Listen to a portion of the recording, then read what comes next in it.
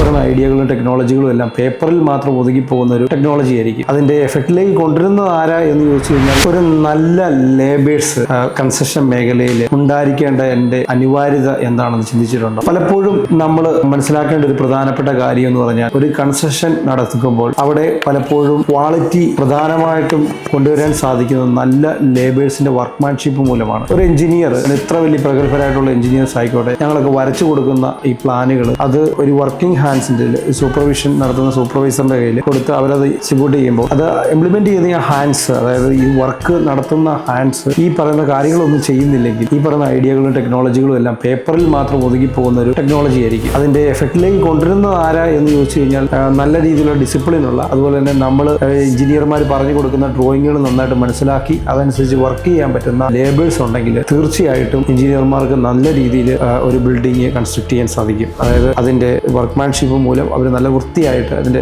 എല്ലാവിധ കാര്യങ്ങളും ടെക്നിക്കലായിട്ടുള്ള കാര്യങ്ങൾ ഡ്രോയിങ്ങിൽ നിന്ന് മനസ്സിലാക്കി നന്നായിട്ട് ചെയ്യും. അല്ലാതുള്ള കൺസ്ട്രക്ഷൻ എന്ന് പറഞ്ഞാൽ ജസ്റ്റ് പേപ്പറിൽ ഒതുങ്ങുന്ന മാത്രം ക്വാളിറ്റിയായി മാറും.